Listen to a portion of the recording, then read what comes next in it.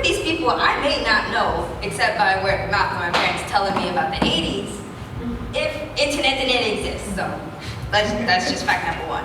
Fact number two, I'm able to show everyone what I'm doing because such things as YouTube, Twitter, Instagram, Facebook, you're able to post, you're able to basically show everyone, wherever they are, what you're doing.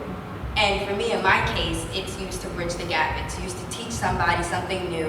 Whether you're at work or you're sitting at home, scrolling through things, you're gonna learn something new. And I feel like that's the perfect way. That's how the internet has helped me. And I also think that technology has advanced our ability to connect through music because there's no middleman. If you have an album or if you have a body of work, whether it be film or music, you can get it directly to the world without having it funneled through a certain narrative through the record company. So when you look at streaming services, for example, you don't have to have a major label to back you to get your music out there. And I think that has been the most profound impact in terms of artistry and connecting our work and what we create and the stories that we have to tell without it being monitored or watered down by a record company whose focus is on numbers.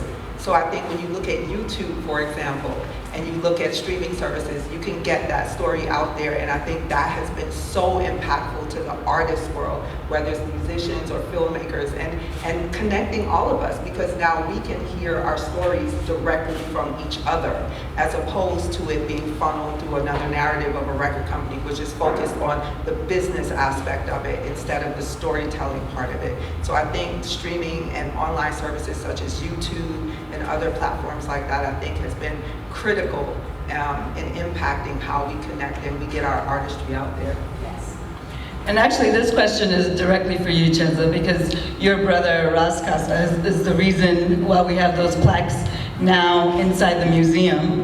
And basically, it's been a lot of talk about who are the pioneers of hip hop, and there's all these Caribbean people that were there in the beginning, just like there were all these Afro-Latinos, just like Black Americans. But I always say it's the diaspora, the African diaspora created hip hop.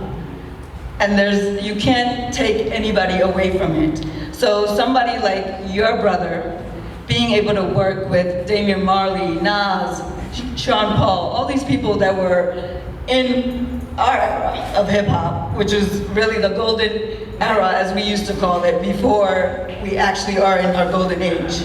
So what's that experience? And maybe you can tell us from, your brother's work. Yeah, I think that, just as you said, the diaspora has contributed. I think what we have done, I'm Jamaican born, and I lived in New York for half of my life, and my brother's Jamaican born as well. And I think what's happened with how we in the diaspora have taken, our roots of the tree is Africa. So whatever we create, that is the roots of our tree. So that's done right there. But I think that being a diaspora-born African, we have created something out of those roots that's unique. And whether it be hip hop or reggae or dance hall. And what my brother Casa did with his signature body of work, I mean, he's worked with everyone from Movado, Vibes Cartel, Lauryn Hill, everyone. But the defining piece of work that we kind of not only defined his career, but also created that connection between hip hop and reggae and dance hall was Welcome to Jamar. And for him, it was extremely profound as a Jamaican, because up until that point, hip hop is about storytelling. It's about telling the good, the bad, and the ugly of what it's like to be born in the diaspora and the problems and the struggles that we go through. And in Jamaica, we are always seen as the island, we call Jamaica as the island of wood and water. So it's always like this beautiful tourist destination with beaches and everybody singing One Love. When as a Jamaican, that's not our reality. Jamaican is an island of struggle, and Bob's legacy has been kind of corrupted a bit to where he is kind of like a caricature of who he really was, and he was a revolutionary. 99% of his music was about the struggle of people that we can all, even to this day, identify with. So when he began to conceptualize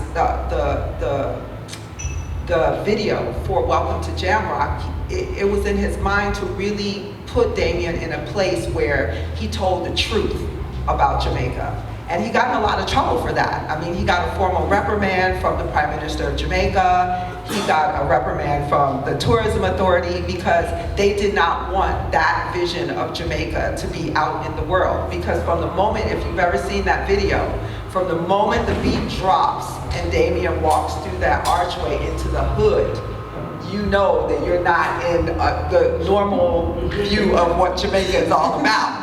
And the whole video just takes you through a story, and he's talking about the struggle.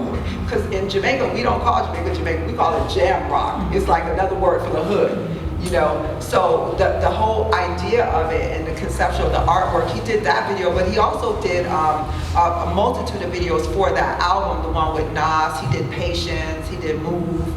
And I think that hip hop has definitely influenced reggae because Damien, I believe, is more of a rapper than he is a dance hall or a reggae artist. He's a rapper. And when you look at Sean Paul, he's a rapper more than a dance hall artist. But even if you go back to Supercat and you go back to the 90s, the early 90s, Don Dada, those are rap songs. So, you know, we can talk about if dance hall influenced hip hop or hip hop influenced dance hall. It really actually doesn't matter because all of it is about storytelling and about struggle. And the rhythms and the beats come from each culture. The hip hop beats come from Black American culture, Black American struggle, and the evolution of the music of Black America. And then when you look at dance hall, it's an evolution of reggae and ska and all of that. And then you just juxtaposition it together. So I think what his focus has always been, and he'll always say, I have 5 sisters. So there's only so many, you know, he's very particular about the projects that he takes on, and he's very mindful of what it speaks about us as Africans at home and abroad, and him as a director. So when I look at that video and what he's trying to say, and it's to tell the truth. And that's what, I spoke to him today, and he said, I try to tell the truth through my work, the beauty, the love, the struggle, the hardship, and you look at that, and there's Land of Promise is one of the most beautiful videos I think that he's done. And then when you think about the work that he's done with Sean Paul in the Trinity, which is where he received the platinum album for that, it's just, Sean Paul is a rapper. I mean, there's not one Sean Paul song that you put on that you don't want to get up and dance. So, you know, I think reggae has influenced hip hop, and I think hip hop has influenced reggae. And I think it comes together perfectly through artists like Damien and like Sean Paul, and like when you look back at Shabba Ranks. You know, Shabba Ranks was a rapper, hardcore, no doubt about it. He might have had dance hall undertones and beats, but he was definitely a rapper. So I think it's just a beautiful coming together, and I think if we continue to come together, I think that it comes from that, you know, beauty comes from that, and our ability to see each other in our different realities through the music and through the music coming together. Even if you look at Afrobeats right now, how much dance hall has influenced Afrobeats is clear. So yeah, definitely I think we have more stories to tell and more evolution to go forward with. And for you, Gaidi, basically this is your first time in Ghana, and here you are at the National Museum. So what do you think can be done more, perhaps, in terms of our diaspora connections, in terms of telling our stories, and in terms of even developing our institutions further? Well, when I decided to come at the invitation of Asante and yourself, I had no preconceived notions, just what I've been fed over the years and years and years. So I had none expectations, and come and find it, like, this is a fabulous place. And because Afrobeat is taken by storm in the United States, I think that's gonna bring a lot of people here and expand the relationship with the diaspora. And I have to say that the Ghanaian people are wonderful people. And as an outsider, my experience has shown lots of dance, just start dancing and smiling and happy people, which is somewhat like Jamaica or Brazil. But it really makes you want to come back. So I said to Asante, I said, you know, I'm coming back now. It's my first time, but it's because of the people and how wonderful I've had experience being done yourself and Asante. So I'm really pleased to have come and we'll spread the word. Thank you. And for you, Samara, basically you being so, first of all, I love you. I think you're amazing. And being such a young person, and right now it's you guys are the future, right? And for you, how has it been? Like you've gained such an amazing platform that even journalists who have been in the game for so long do not get the kind of interviews that you get, right? And my very good friend, my brother, Sway, told me you're his mentee. So how has that experience been for you? Well, first of all, before I go any further, I'd like to say thank you for noticing. You're welcome. And second of all, this experience is very surreal. If you know me, you knew me as a girl that had big dreams when I was younger. When I was 6 years old, I told my parents I want to be a YouTuber who interviews people. And I remember just thinking, oh, well, that's probably never going to happen. Come to Ghana, all this stuff happens. Didn't expect it. But it's surreal, but it also gives me a chance to show everyone what a kid can do. Especially since over the summer, me being from the birthplace of hip hop, from the Bronx, being able to talk to some of the biggest legends at Yankee Stadium in the Bronx and still teach them about Ghana. And for me, I feel like that is a perfect opportunity to bridge the gap, to be giving back. Because Ghana gave me these opportunities. And so much so I even have a shirt that says, although I live in the US, although I partially live there now, my story begins in Ghana. And that is perfectly true. And I feel like I should just give back. But for me, as an 11-year-old, I think this is amazing. But I also feel like it's an opportunity to show kids, you don't have to be my age to start doing this. You could do it at the age I said I wanted to do it, or even at 3 years old. You could start right after you learn how to talk. I don't care. You want to sing, you want to dance, you want to go and ask questions just like I did, I feel like you can. And I want to prove to everyone. I want to prove to my brothers. I want to prove to my family. I want to prove to everybody sitting in this room or everybody that might be listening online or anywhere what that can do. Amen, amen. So, does anybody have some questions for these lovely people on the stage? Bring on the questions. Bring up some questions. Anybody?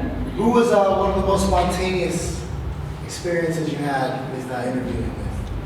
Because you've interviewed all the legends. I want to see if you get a chance also. I feel like you have this approach to being so young in the game. You kind of see these celebrities, these legends at their best.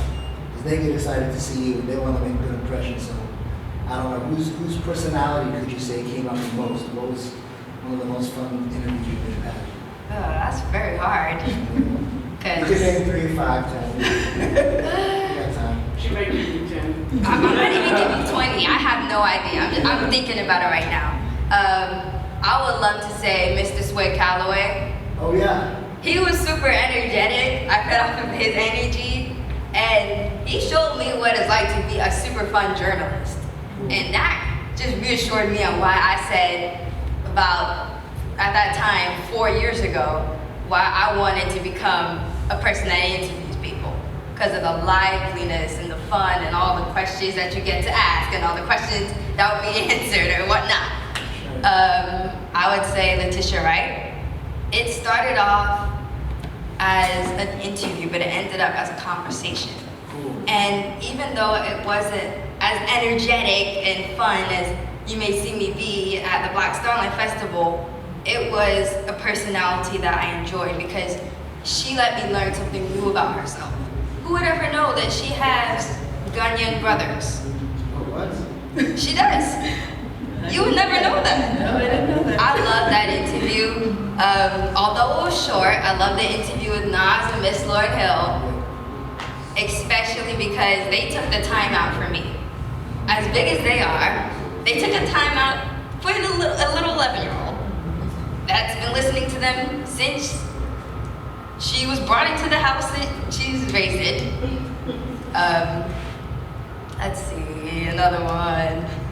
How was Badu with the Black Star? Erykah Badu, that was so surreal. That was dope. Especially since there were so many people surrounding me and I felt like I might get trampled over.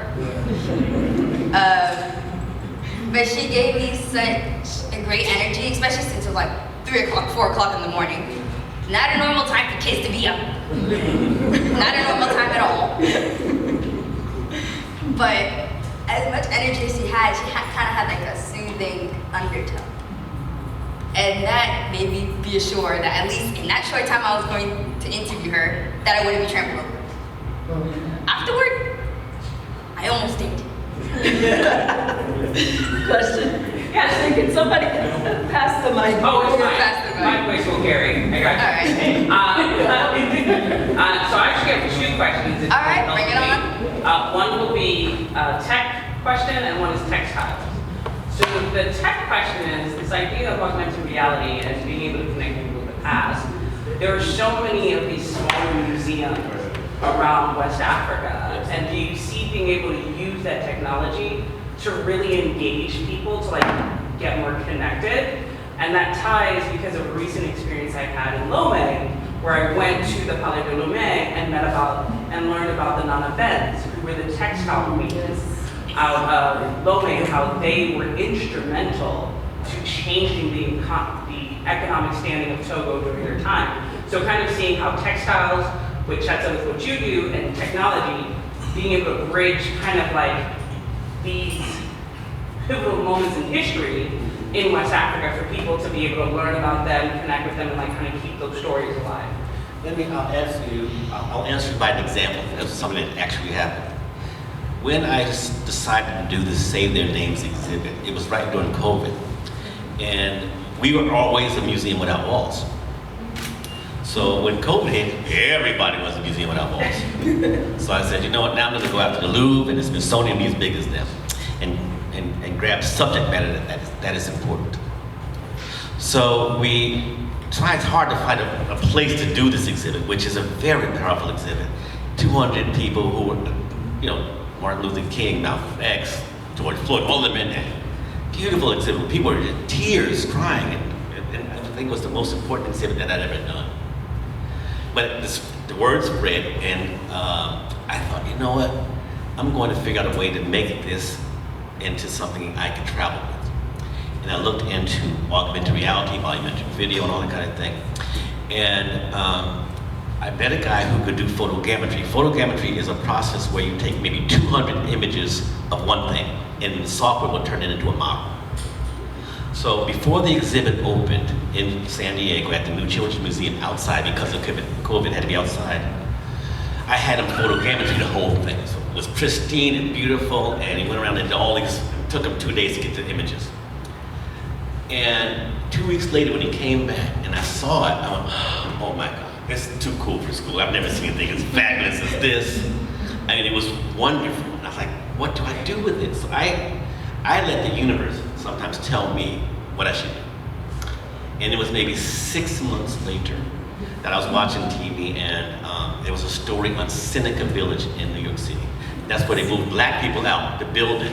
And I said, aha, maybe that's the place.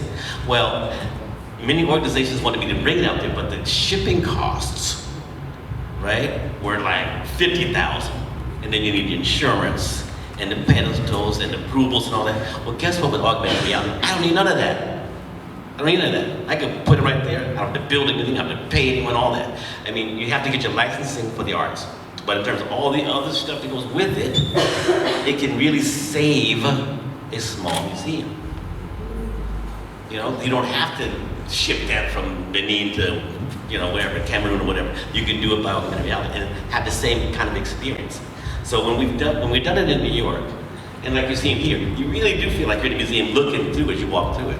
And it works. So it can really save small museums to jump into this area so they can keep the cost down, because that's the biggest thing, is the cost. Most people can't, the money it costs to put these things on, and they don't want to even change them for a year after you put it on because it costs too much. So this is an ability to help those small museums go forward without spending as much money?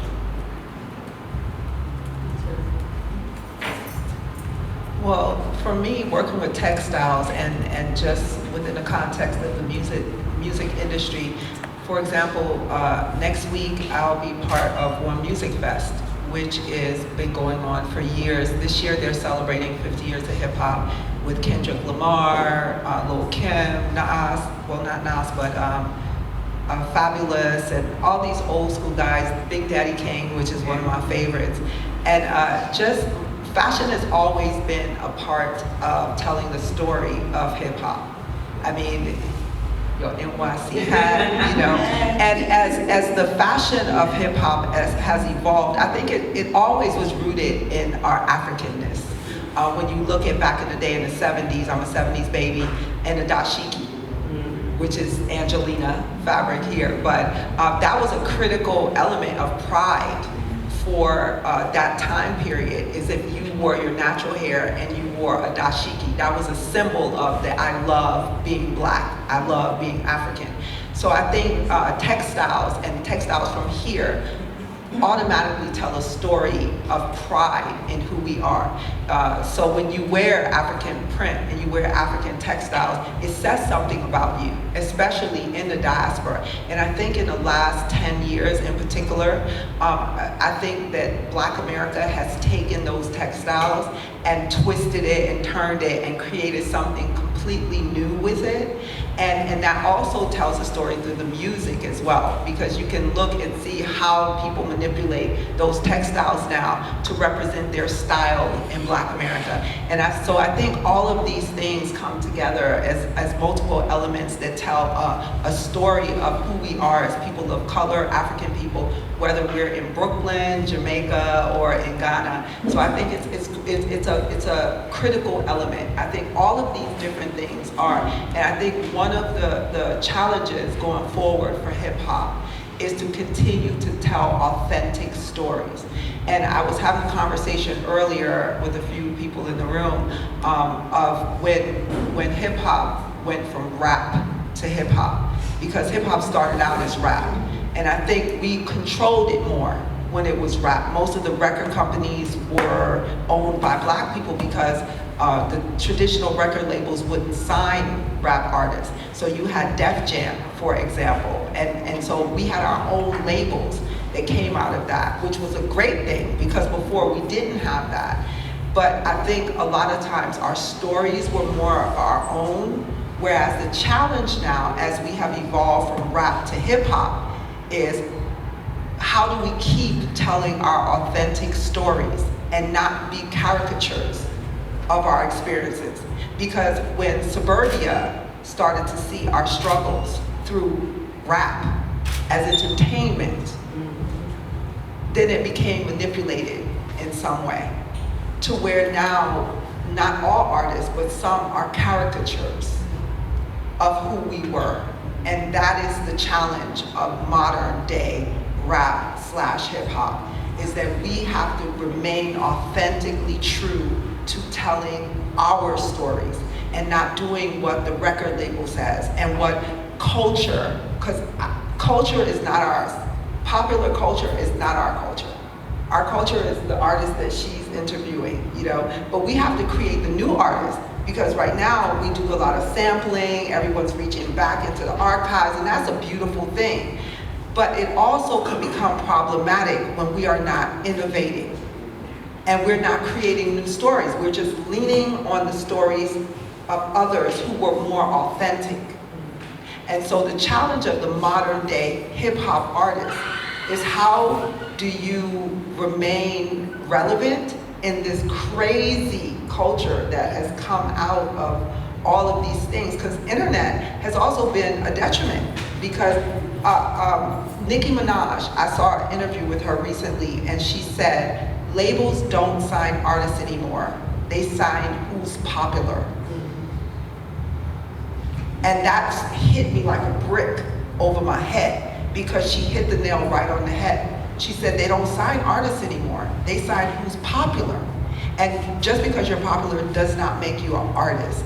And so I think that for us, all of us, whether we're you know, musicians, artists in film or textiles, it's our responsibility to curate what our legacy will be. And who's gonna reach back into our archives? Are we gonna have an archive for the future, her generation, to reach back to? Or are we gonna keep going way back, as they say? Because that's a beautiful thing, but we have to innovate now, and we have to keep hold of that authenticity of where we come from, and not continue to let it be corrupted by what's popular.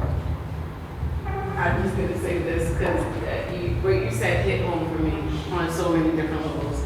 We have this conversation all the time with Samara in the house, so she's understanding of all of that. Back home, when we went to go stay in the States for a bit, born and raised, all of us, well, I'm a Harlemite, born in Harlem.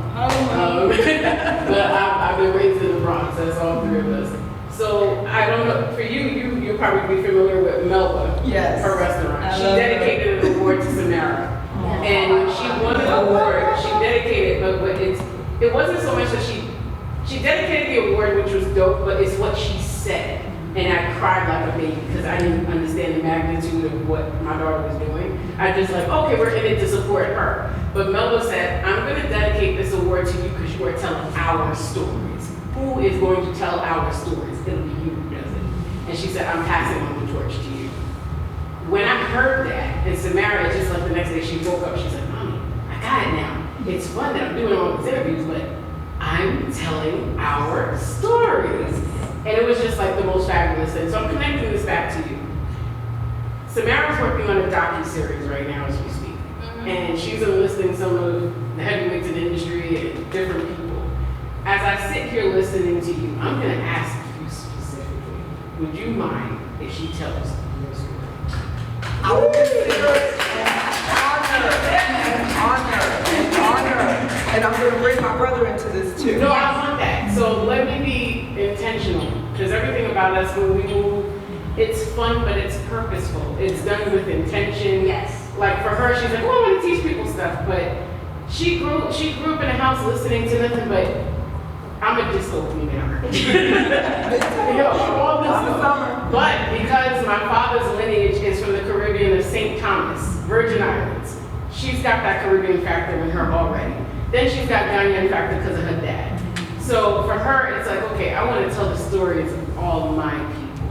And I want to do it from this time period. Because when she's listening to the early, like when she got Big Daddy Kane, she was like stoked out about it. Yeah. Because this is what she grew up listening to at home. And it's like when I listen to the hip hop of now, I'm going to absolve Kendrick Lamar because he's dope as hell. I'm absolving him out of this conversation. I would really say it's now though. I think now is like we're going to Lil Uzi Vert, those Lils and stuff I'm like just that. trying to listen. I'm not going to You're not familiar? You're not familiar? But my point is, the nascent stages of what you call rap, right? That was the pinnacle. That when you say golden era, that's all we play in the house. That's all she knows. Yeah. So when she got to meet Nas, that was a full circle moment for her because she spoke it. Said, "I want to see it. I want to see him." In my favorite song from him, "The World Is Yours." Yeah. When he did the live orchestra, he said this a few years ago. He said, "Be careful what you write down and what you say. You'll have it." And then it hit home for her because she said, "When I was 6, I want to interview him. What happened?" She sees him. She gets it. So what we're doing right now, we're going to tell everybody's story who's sitting on this platform because there's people her age who have no idea of who came before. But they'll know it now through her. Thank you. I would be honored.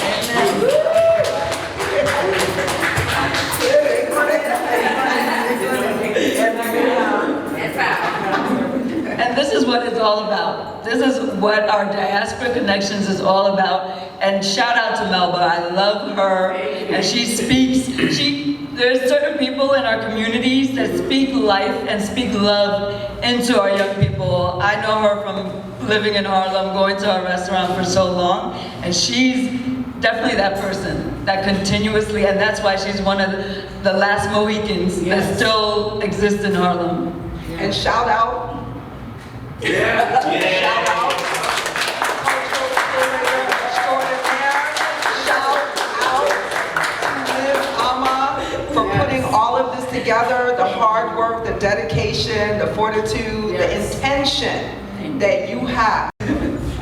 I'm inspired by this woman. I'm inspired by this young lady. And I'm inspired by this gentleman here. So I'm just blessed that I'm here and that I got a chance to be on this panel with these amazing people and share this information. And thank you for your beautiful words. So let's all stay connected. Thank you all.